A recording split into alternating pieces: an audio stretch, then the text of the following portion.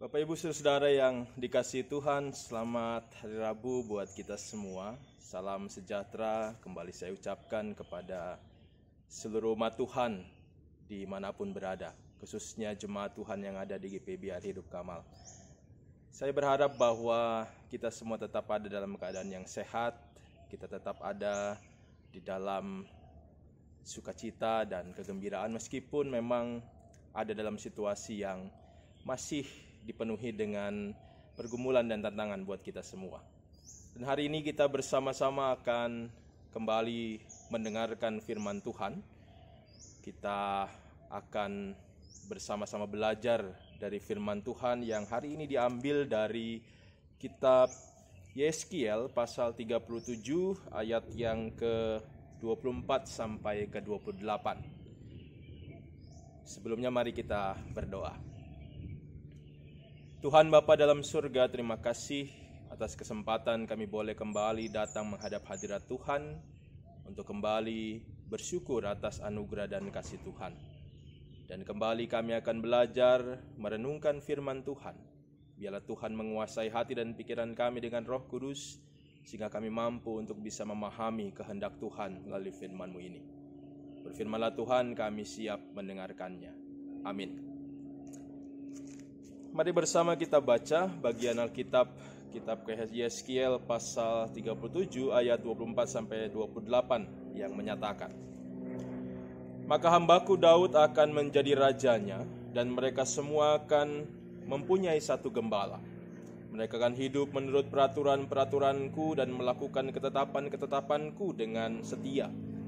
Mereka akan tinggal di tanah yang kuberikan kepada hambaku Yakub, di mana nenek moyang mereka tinggal. Ya, mereka, anak-anak mereka maupun cucu cicit mereka akan tinggal di sana untuk selama-lamanya, dan hambaku Daud akan menjadi raja mereka untuk selama-lamanya.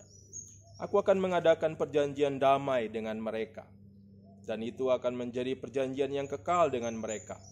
Aku akan memberkati mereka dan membuat mereka banyak, dan memberikan tempat kudusku di tengah-tengah mereka untuk selama-lamanya. Tempat kediamanku pun akan ada pada mereka, dan aku akan menjadi Allah mereka, dan mereka akan menjadi umatku. Maka bangsa-bangsa akan mengetahui bahwa aku, Tuhan, menguduskan Israel pada waktu tempat kudusku berada di tengah-tengah mereka untuk selama-lamanya."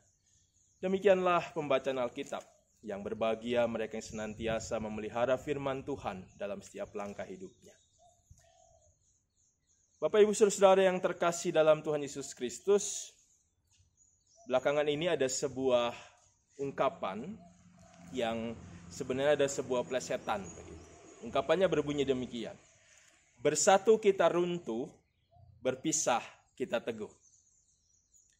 Nah, ungkapan ini sebuah plesetan dari sebuah ungkapan lama yang juga menjadi slogan mungkin buat bangsa kita Indonesia yang berbunyi, "Bersatu kita teguh, bercerai kita runtuh." Nah, plesetan ini muncul di dalam kondisi kita saat ini. Karena memang dalam kondisi kita saat ini yang diperlukan adalah bahwa kita menjaga jarak atau seringkali disebut sebagai social distancing. Bahkan di beberapa daerah penjagaan jarak ini kebijakan-kebijakannya diambil oleh pemerintah secara besar, sehingga muncul istilah PSBB, pembatasan sosial berskala besar. Sebuah kondisi yang memang mungkin buat kita tidak nyaman, membuat kita kurang menyenangkan. Tetapi memang sebuah kondisi yang di masa-masa sekarang ini dibutuhkan oleh kita semua.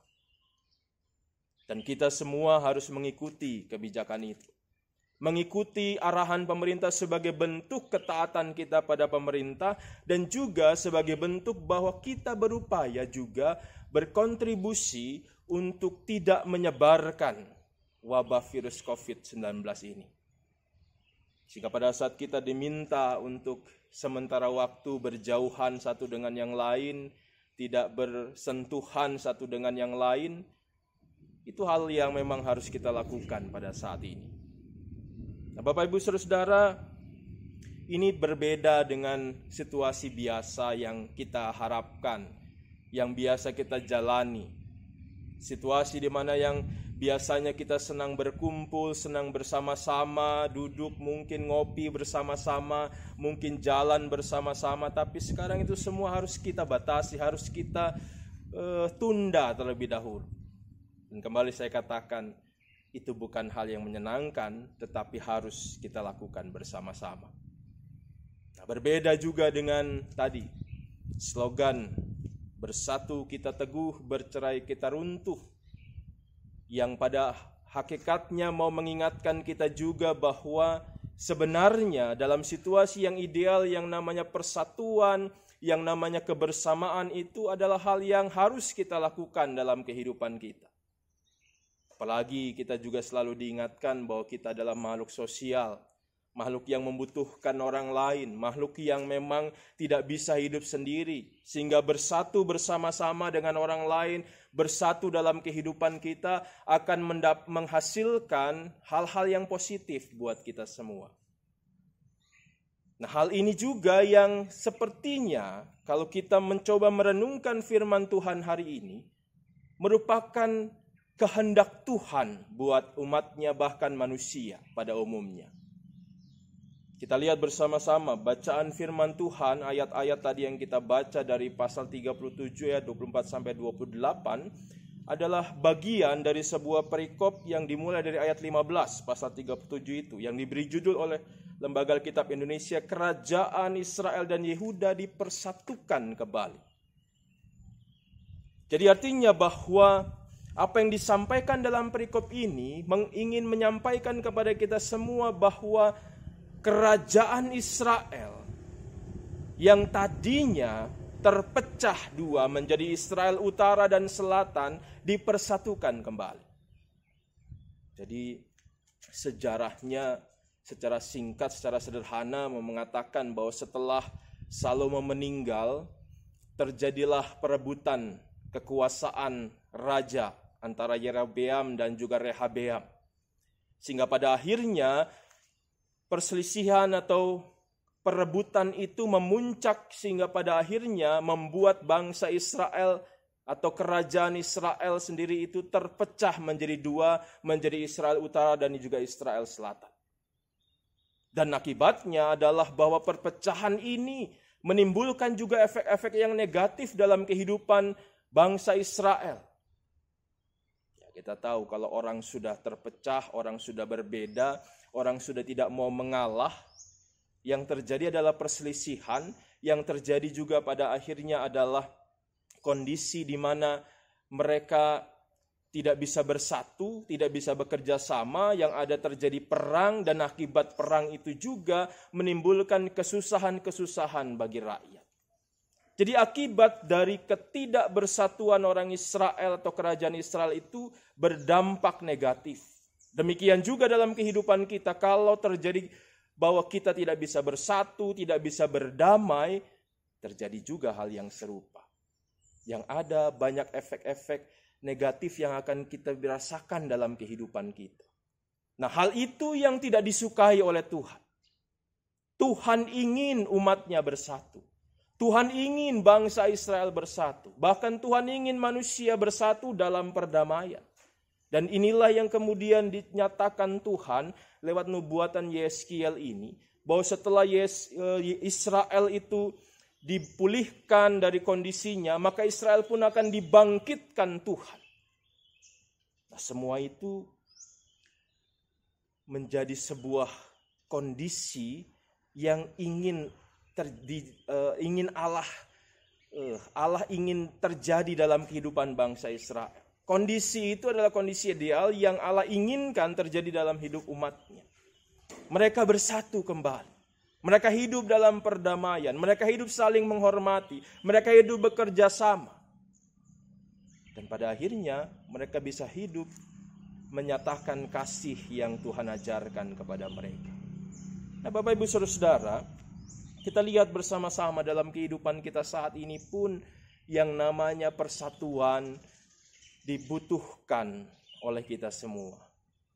Dalam kondisi kita menghadapi situasi virus ini, membawa wabahnya virus COVID-19 ini. Kita harus bersatu. Kita harus bersama-sama berjuang. Tidak lagi kemudian hanya memikirkan ego diri kita, kelompok kita, atau bahkan gereja kita sendiri. Tapi kita benar-benar mau bersatu bersama-sama, bergandeng tangan untuk mengupayakan bahwa kita punya upaya untuk bersama-sama bisa meredam atau mengurangi mewabahnya virus COVID-19 ini. Mari bersama kita lakukan itu. Allah ingin kita bersatu. Allah ingin kita bersama-sama hidup dalam perdamaian sehingga pada akhirnya kita bisa menghasilkan energi-energi dan juga kegiatan-kegiatan yang positif secara bersama-sama. Dan itu berdampak positif bagi kehidupan berbangsa dan bernegara. Khususnya pada saat kita menghadapi situasi yang sekarang ini sedang kita hadapi bersama-sama. Situasi yang tidak menyenangkan. Dan butuh kita semua, upaya kita, campur tangan kita, juga kita semua untuk bisa mengambil bagian di dalam kita berupaya bersama-sama dengan pemerintah, bersama-sama dengan semua pihak. Untuk pada akhirnya kita berdoa, kita berharap wabah ini pada akhirnya bisa terselesaikan. Kiranya Tuhan memberkati kita semua. Kiranya Tuhan juga menguatkan kita semua pada saat ini. Dan kiranya firman ini juga menjadi bekal untuk kita menjalani kehidupan kita hari demi hari. Tuhan memberkati kita semua. Amin. Mari kita berdoa. Tuhan Bapa Surgawi, terima kasih karena Tuhan sudah memberkati kami. Lewat firman-Mu kami diingatkan kami harus hidup dalam persatuan dan perdamaian. Kami hidup bersama-sama dengan saudara-saudara kami, dengan tidak hanya memikirkan diri kami sendiri, tapi juga memikirkan keadaan orang lain di sekitar kami. Tolong kami Tuhan, mampukan kami di tengah-tengah situasi yang harus kami hadapi. Kami tidak memikirkan diri kami sendiri, tapi juga memikirkan orang lain, bahkan juga menganggap orang lain lebih utama dari diri kami. Kami mohon Tuhan terus memberkati, Tuhan terus menguatkan kami sebagai pribadi maupun bersama dengan keluarga, bahkan semua gereja Tuhan, dan semua pemerintah kami, para medis, aparat TNI dan Polri yang berusaha dengan keras untuk senantiasa bekerja dalam situasi ini, kami doakan juga mereka. Dan biarlah doa kami, semua kondisi yang kami hadapi boleh pada akhirnya dipulihkan oleh Tuhan. Dan kami serahkan semua keberadaan kami, permohonan kami, dan semua hal yang ingin kami alami dalam kehidupan kami ini ke dalam tangan kasih Tuhan Yesus Kristus, Tuhan dan Juru Selamat kami yang hidup. Amin. Tuhan memberkati kita semua.